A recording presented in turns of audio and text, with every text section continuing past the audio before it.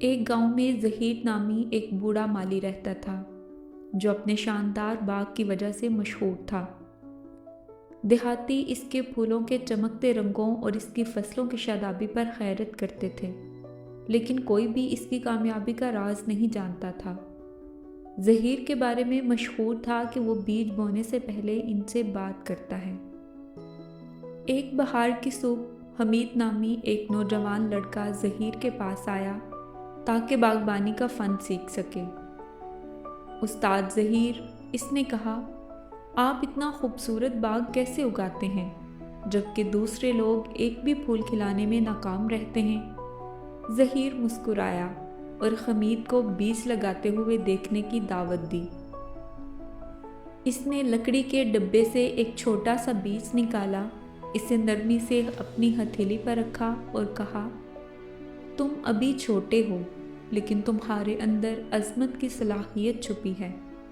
مٹی پر بھروسہ کرو، سورج کو گلے لگاؤ اور بارش کو سہو، تبھی تم پھلو گے۔ حمید حیرت سے دیکھتا رہا۔ آپ بیجوں سے بات کیوں کرتے ہیں؟ وہ آپ کو سن نہیں سکتے۔ ظہیر ہنس پڑا۔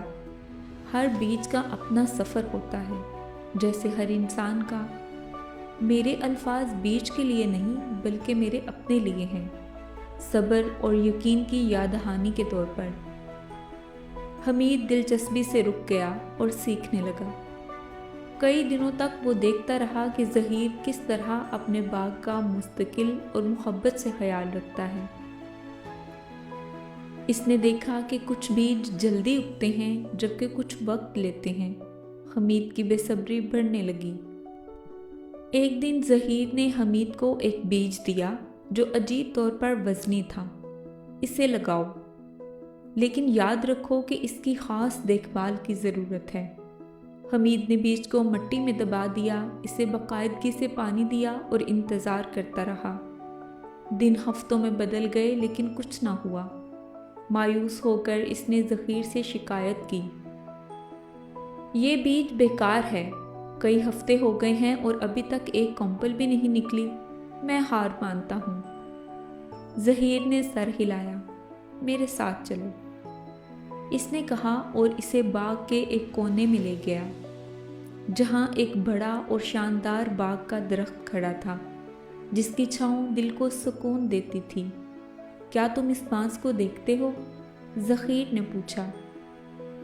جب میں نے اس کا بیج برسوں پہلے لگایا تھا تو یہ 5 سال تک کوئی نشان نہ دے سکا، لیکن ہر روز میں نے اسے پانی دیا، اس کی دیکھ بھال کی اور اس کی صلاحیت پر یقین رکھا۔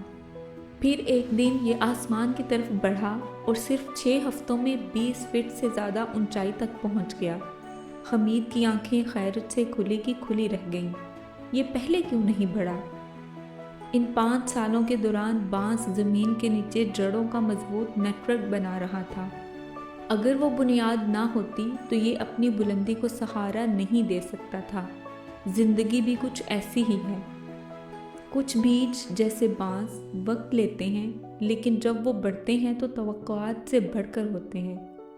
حمید نے ظہیر کی باتوں پر غور کیا، تو مجھے اپنے بیج کے ساتھ صبر کرنا چاہیے۔ ہاں، ظہیر نے کہا، ہر ترقی دکھائی نہیں دیتی، عمل پر یقین رکھو اور ایک دن یہ تمہارے یقین کا بدلہ دے گا۔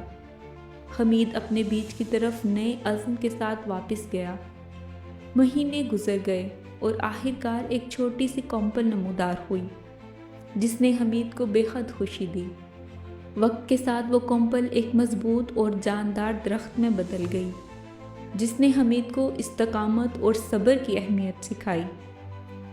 برسوں بعد حمید خود ایک ماہر مالی بن گیا اور ظہیر کی حکمت دوسروں کو سکھانے لگا۔